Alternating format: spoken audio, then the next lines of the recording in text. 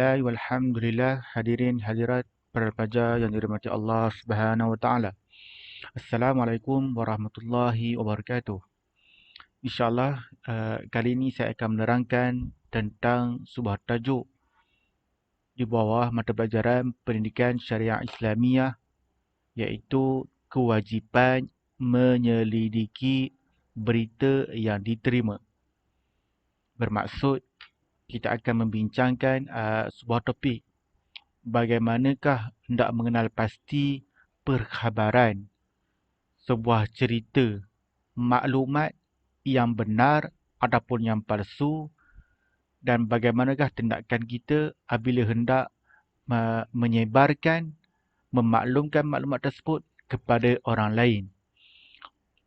Kerana perkara ini sangat berat di sisi agama secara khususnya dan media ataupun masyarakat awam secara umumnya. Kerana apabila kita menyebarkan suatu perkara yang tidak pasti kesahihannya, maka boleh menimbulkan mudarat yang lebih besar. Bahkan boleh menyebabkan pergaduhan, pembunuhan dan sebagainya. Bahkan lebih daripada itu, mendapat kemurkaan daripada Allah Subhanahu Wa Taala. Antara itu kita akan baca dan sama-sama kita renung dua potong ayat di dalam Al-Quran, iaitu surah Al-Hujurat ayat 6 hingga 7. A'udzubillahi minasyaitonirrajim. Ya ayyuhallazina amanu in ja'akum fasikun binaba'in fatabayyanu an tusibu qauman bijahalatin fatusbihu ala ma fa'altum nadimin. Wa'lamu anna fikum Rasulullah law yuti'ukum fi katsirin minal amri la'anittum walakinna Allah habbaba ilaikumul iman wa zayyanahu fi qulubikum wa karraha ilaikumul kufra wal fusuqa wal isyan ulaika humur rasyidun. Artinya, ayat yang ke-6 menjelaskan, wahai orang-orang yang beriman, jika datang kepada kamu seorang fasik, yang membawa suatu berita, maka selidiklah kebenarannya, agar kamu tidak menimpakan suatu kaum dengan perkara yang tidak diingini kerana kejahilan kamu, sehingga kamu menyesal terhadap apa yang telah kamu lakukan. Dan ketahuilah bahawasanya dalam kalangan kamu ada Rasulullah SAW. Jika dia mengikuti kehendak kamu dalam kebanyakan urusan, tentulah kamu akan mengalami kesukaran. Akan tetapi Allah Subhanahu Wa Taala menjadikan iman suatu perkara yang kamu cintai, serta diperhiaskannya dalam hati kamu, dan menjadikan kekufuran dan perbuatan fasik serta perbuatan derhaka itu perkara yang kamu benci. Maka itulah orang yang berada di jalan yang lurus. Hadirin hadirat para pelajar yang dirahmati Allah SWT, ayat ini menjelaskan beberapa perkara yang penting, iaitu bagaimana kita hendak mendapat berita, menerima berita, dan bagaimana kita nak menyebarkan kepada orang lain. Dan perkara pertama, kita melihat ayat di sini Allah menjelaskan, wahai orang-orang yang beriman, ya ayyuhallazina amanu. Ayat ini menjelaskan satu perkara yang sangat penting, bahawa sekiranya kita beriman, wahai orang yang beriman, kamu benar-benar beriman, apa yang perlu kita buat? Inilah dia. Kalau kita tak ada iman, maka kita akan ambil jalan yang mudah. Jadi kita akan tanya diri kita dulu, kita ada iman ke tak ada iman? Iman kita kuat ke tak kuat? Itu lain cerita. Tapi kalau kita tak ada iman, na'udzubillah, tempat kita di neraka.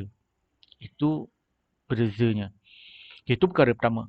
Perkara yang kedua, in ja'akum fasikun binaba'in.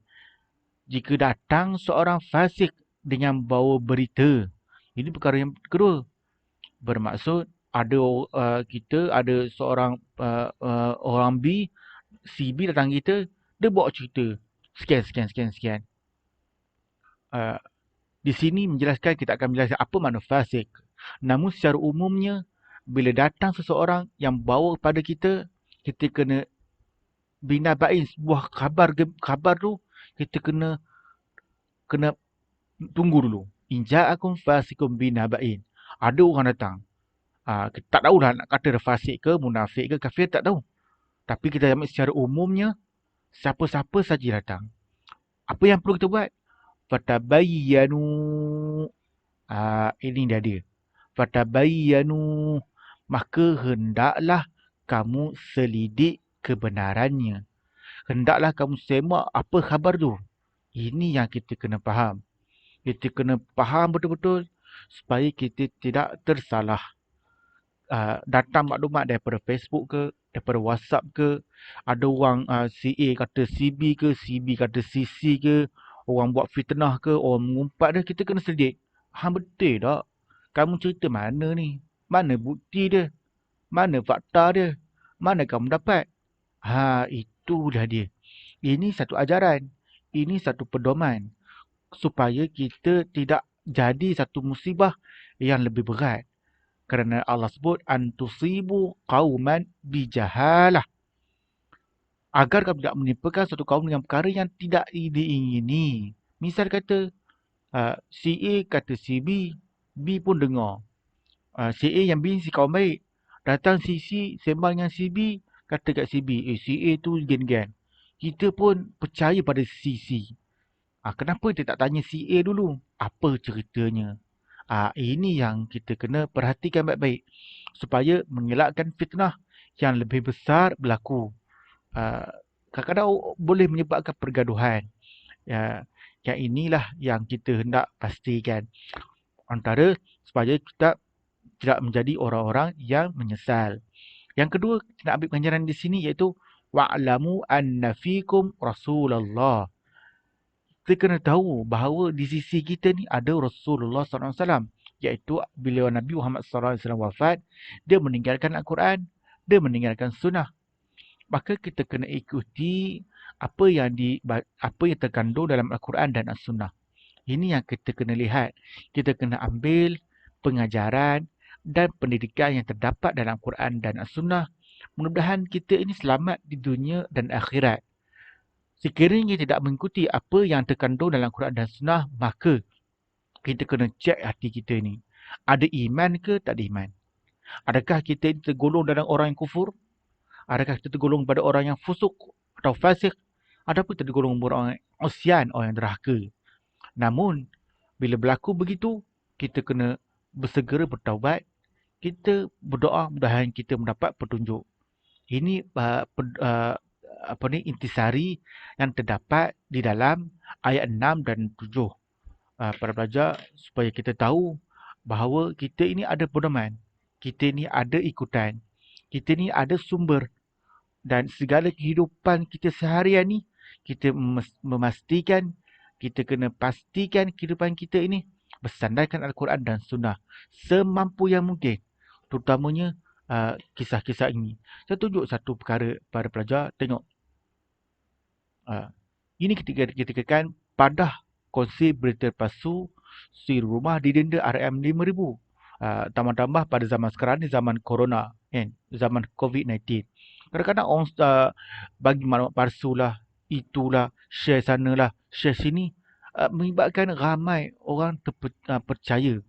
Namun demikian, maklumat itu bukanlah betul. Maklumat itu palsu. Ini baru hukum di dunia, didendanya RM5,000. Bagaimana di sisi Allah SWT akan dijelaskan nanti. Balasannya lebih berat. Balasannya menjadi orang yang fasik. Kita akan tengok apakah itu fasik. Adakah fasik itu bagaimanakah hukumannya. Nanti kita akan tengok para pelajar yang dirahmati Allah SWT. Kalau kita buka lagi dalam media-media, banyak berita-berita palsu. Jadi kita kena perhatikan bila datangnya kepastian sebab fake news. Banyak perkara-perkara ini kita kena hati-hati. Bukan hanya dari sudut politik, ekonomi, sosial, keluarga, rumah tangga, kawan-kawan, dan belajar, study, semuanya perkara yang sama.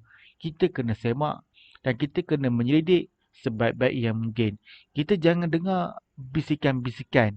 Kita kena tengok dengan pandangan mata dan kita kena kaji dengan sebaik-baiknya. Demikianlah apa yang terkandung secara ringkas di dalam ayat surah Al-Hujurat ayat 6 dan 7. Wallahu alam. Assalamualaikum warahmatullahi wabarakatuh.